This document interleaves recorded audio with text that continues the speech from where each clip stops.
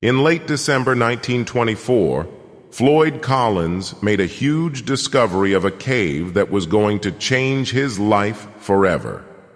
He spent the next several weeks digging into the cave, but after finally entering it, a little mistake would see him trapped under the rocks, freezing and starving to death. The events surrounding his rescue would invite thousands to the cave and even draw the attention of the president. But none of this would do Floyd any good.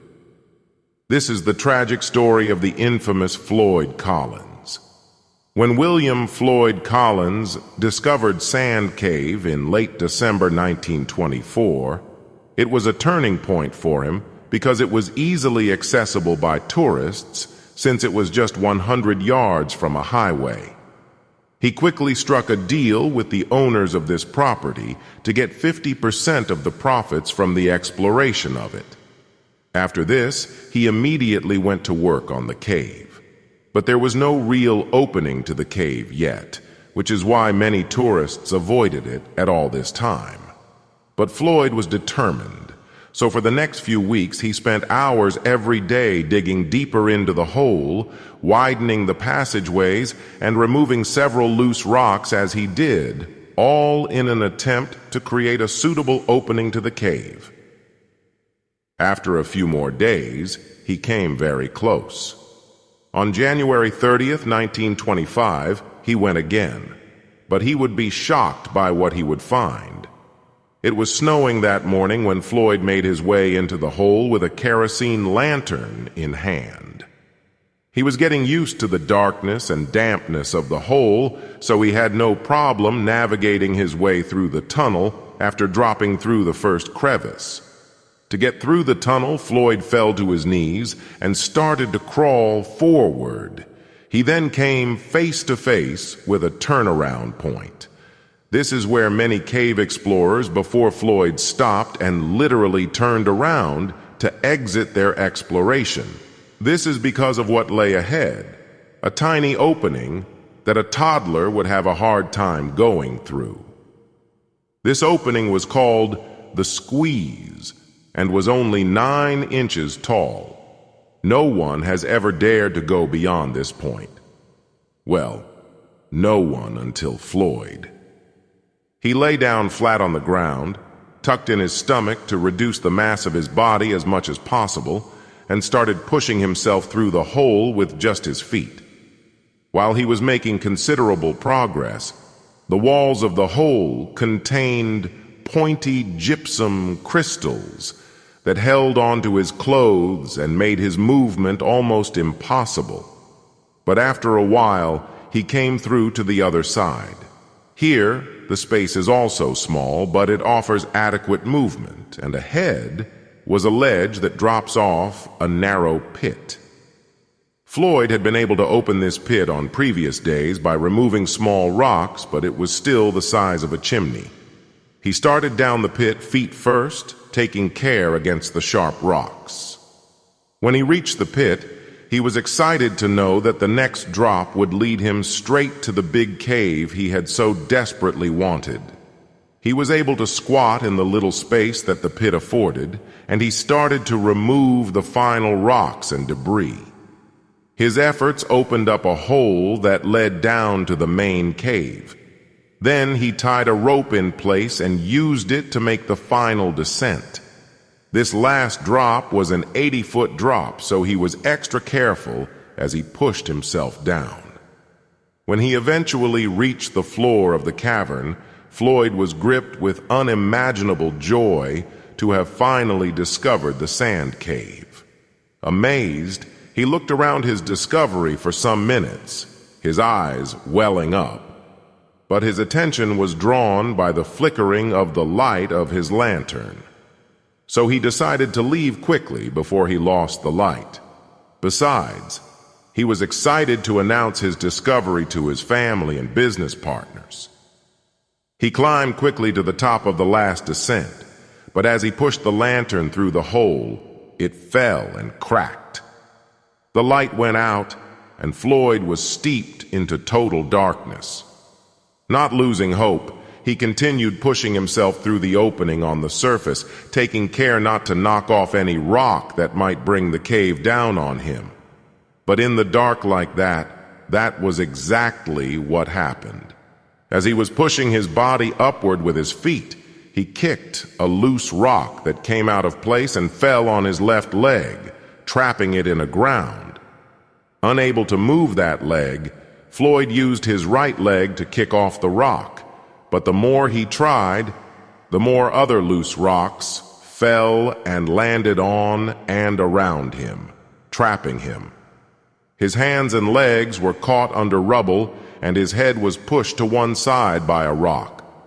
The time was only 10 in the morning, a few hours after he started his exploration, and he started to scream for help immediately, hoping that someone would hear him. But no one did. Hours ticked by painfully until the day ended. Lying there, unable to move, all he could do was pray and hope. His prayers would be answered when the following Saturday morning, almost 24 hours after he got stuck, two of the owners of the property, Ed Estes and B. Doyle, came out to the cave to check on him. Doyle's son, 17-year-old Jewel, was also with them. They found Floyd's coat and hat hanging at the ledge outside and called out his name. No answer. So they went in, going as far as the first squeeze before giving up their quest because of their sizes. However, Jewel, who was more slender, went through this hole and was able to reach Floyd, whose entire torso was stuck under heaps of gravel and rock. He was excited to see Jewel and told him to go get his brothers to help. By noon, one of Floyd's brothers, Marshall, and their father, Pap, reached the cave to find a crowd at its entrance. Lots of people had gathered to see Floyd's rescue taking place. Marshall and another man entered, passed through the squeeze, and started digging to widen the tunnel leading down to Floyd, as they couldn't get in. They were also careful not to let loose rocks fall down the pit, as Floyd's head was literally at the bottom, already receiving droplets of cold water falling down the pit. Many hours later, Floyd's other brother, Homer, would come to make the difference. He was devastated because on that Friday morning, Floyd had asked him to accompany him into the cave, but he didn't go with him. But now, on reaching the cave, he was determined to right his wrongs and get his brother out. He made it through the crowd of people, whose numbers were now reaching 100, and went down to where Marshall and more men were working in the cave. He attempted to make his way through the tunnel that no one had been able to access. He started squeezing his way down, ignoring the pain from the cuts on him made by the roughness of the rocky tunnel. Soon, his legs touched Floyd's face and he shuddered, but was happy to have finally made physical contact. But things weren't looking good, because Floyd's situation was getting worse. The crowd of people outside had started several bonfires which were melting the ice outside the cave, so the droplets of icy water were falling more frequently and rapidly now, making more mud and freezing him further. He told Homer how he had finally seen the cave, but said he would never go back in there once he was rescued. After a while, Floyd told his brother to go out and rest. This was 8 hours after he first reached Floyd. It was already Sunday morning at the time. When Homer reached the surface, he was enraged to find so many people outside. He started to complain that if they couldn't help, they should get out of the way, but no one listened. The news of Floyd's dilemma had spread like wildfire, and soon reporters arrived and made to interview Homer, who told them with a sneer to go inside and assess the situation for themselves. Later in the afternoon, other people tried to see Floyd. Some did, and some tried, but couldn't. One man came out later to report that Floyd was dead. Another told reporters that the pit had caved in. Marshall then offered 500 grand to anyone who could go in there to see his brother. But they all gave the same unfavorable answers. Dead. Not seen. Caved in. As evening drew close, Homer entered the cave once more to verify the news, and he was happy to find his brother was still alive. Homer continued to remove the little of rocks that he could, and by the 4th day of the entrapment, he was able to free Floyd's hands at least. Floyd then asked that they tie a rope around his chest to pull him out. On Tuesday morning, Homer came down with a harness to attempt to pull alongside other men, and with the harness in place, the men started to pull. But after a few minutes of moving his body a little out of the hold, Floyd screamed, "Stop! I can't stand it! It's going to pull me in, too!" So, they stopped, and Homer continued removing as much rock as he could for the next couple of hours. But exhaustion and several sustained cuts on his body made him feel sick, so he was placed under treatment and ordered to rest. Then, by Tuesday night, a reporter named Skeets entered the cave and installed a light bulb close to Floyd. As he interviewed him, he also removed a considerable amount of rubble.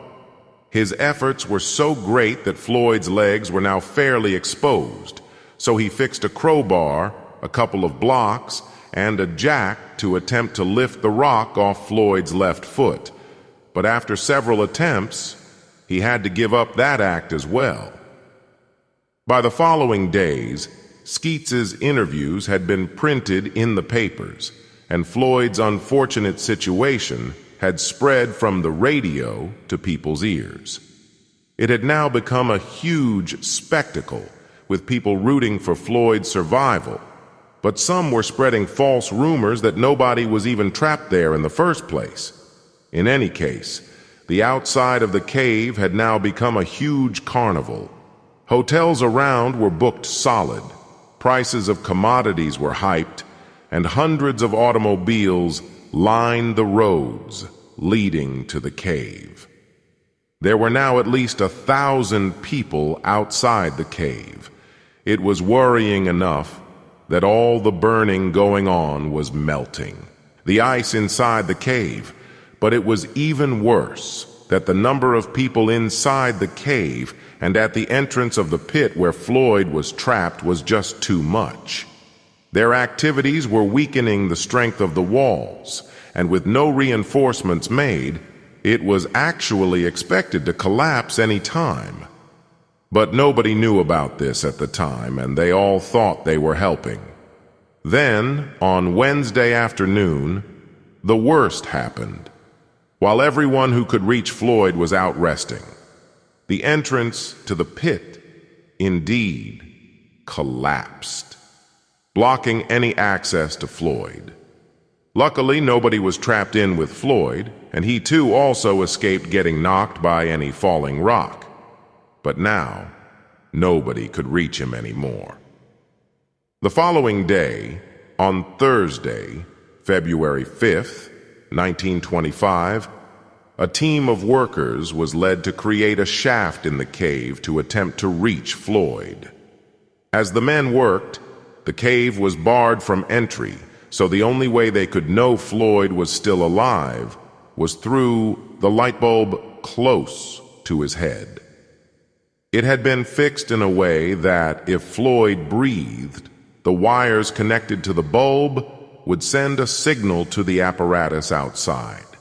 They continued digging the shaft for several more days, with Floyd still stuck there, now without food and water. He was gradually deteriorating, cold, and exhausted of all energy.